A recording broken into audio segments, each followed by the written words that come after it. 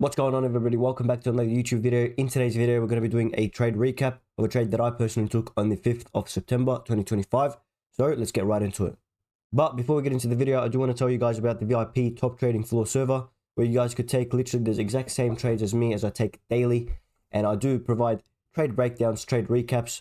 I do provide a lot of support for you guys there, a lot of technical analysis.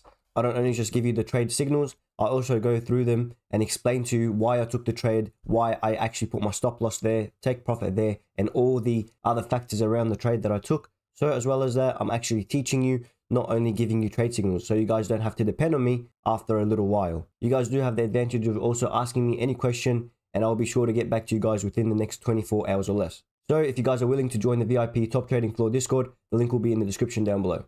All right, so back to our trade here. Now, we actually did have NFP on Friday at 8:30. We actually created this large candle right here where we could see we created a wick to the downside. This wick is usually called data lows. Data lows is actually a massive draw on liquidity. Usually it will get taken out in the first AM macro or the second AM macro. It is like relative equal highs or relative equal lows. Just like that, data lows are also an extremely strong draw on liquidity.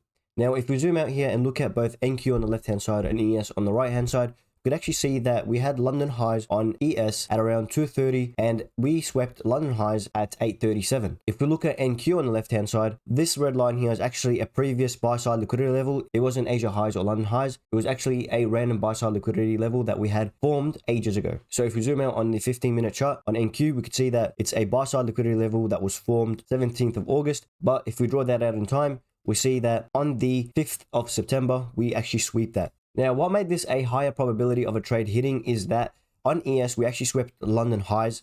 If we didn't really sweep London highs and we just had a random buy side liquidity level that was swept also on ES, just like as we did on NQ, that would have just gave me less confidence of the trade. But because we did sweep a previous session high, such as London highs on ES, that gave me more confidence in the trade panning out. And the reason for this is because the previous session high and lows, as soon as we sweep them, there is a larger possibility that price will reverse and go into the opposite direction. So following our trading plan, the number one point on our checklist for a valid trade is have a sweep of liquidity. And as you can see right here, we did get a buy side liquidity level swept.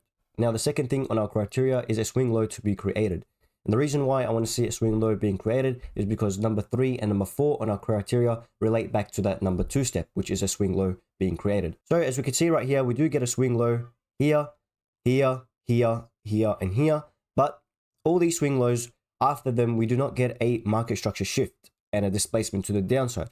Whereas this swing low right here at 957, we actually get a market structure shift and a displacement to the downside. A market structure shift is essentially a candle that breaks below this swing low. And as you can see, this market structure shift is actually divided up into two candles. This candle at 10 o'clock and this candle at 10:01. We break and we close below this swing low right here. So this candle at 10:01 closes right here below this swing low here. So this is considered to be a market structure shift and a displacement to the downside. And displacement is a strong, large candle closure to the downside. And as you can see, we actually get that right here. If we look to the right of us, we could actually see ES, the correlating asset of NQ. And we can see right here, we get the same swing low at 957 and we break market structure shifted to the downside with a massive displacement. As we can see, this candle right here closes below this swing low right here. As well as that, we also get this 10:01 candle that obviously closes way below this swing low. This is considered to be a market structure shift and a displacement to the downside. And so it's very important to look at NQ and ES at the same time, as they are both correlating assets, just to clarify your trade and to make sure you are entering an A+ setup rather than a B or a B+ setup. So only looking at NQ here, after getting that market structure shift and displacement to the downside, the fifth thing that we're looking for is a fair value gap to be formed. And as you can see right here at 10 o'clock, we actually do form a fair value gap. And a fair value gap is essentially this blue rectangle right here.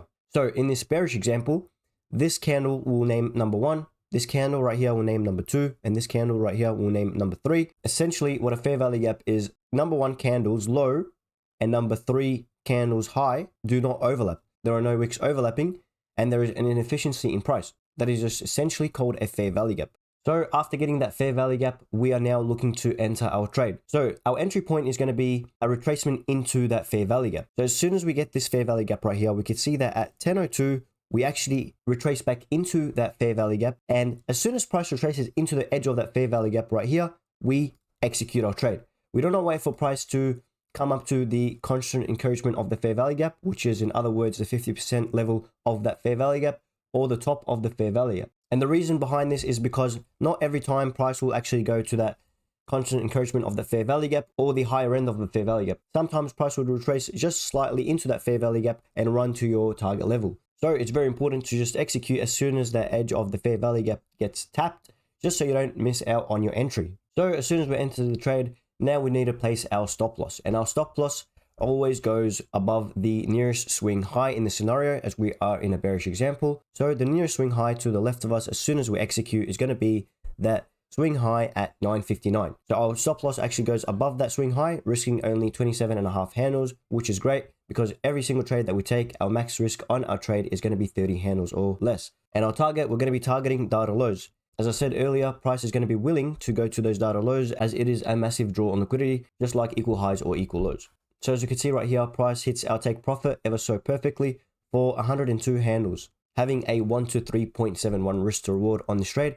Now, something that I also do want to mention to you guys is that we are actually inside of the first AM macro, which is always going to be from 9:45 to 10:15. And our execution point was at 10:02, obviously inside of that 30-minute interval. It's very crucial for us guys to take our entries inside of the first AM macro or the second AM macro. If we get an entry point outside the first or second AM macro, we do not take a trade, even if it's a minute before or a minute after. And the reason being is because price is actually extremely algorithmic. When you guys do go backtest, you actually see the difference and realize that the trades that are actually executed inside of the macro win much more times than when they are executed outside of the macro. So guys, I also want to tell you guys how we actually had an SMT in this trade, which made it even more probable. And essentially what an SMT is, it's where one asset such as NQ, for this example, we have a swing high here and price fails to actually take that swing high. But on ES, on the correlating asset, we have this swing high, but price actually takes that out. That is just essentially called an SMT. That is just one more confluence for me to write down and say, all right, well, there we go. We also get an SMT, so price is more likely to head to the downside here. And there you have it, guys, the ICT silver bullet model right in front of you. If you guys do have any questions, let me know in the comments down below. I'll be sure to answer them within the next 24 hours or less. And again, if you guys are willing to join the VIP Top Trading Floor Discord, the link will be in the description down below. I also do want to mention, thank you guys so much for the support on the channel. Thank you guys for subbing. Keep on doing that. I love and appreciate you guys. Thank you guys for watching. I hope you guys found this one very insightful. Until the next one, peace.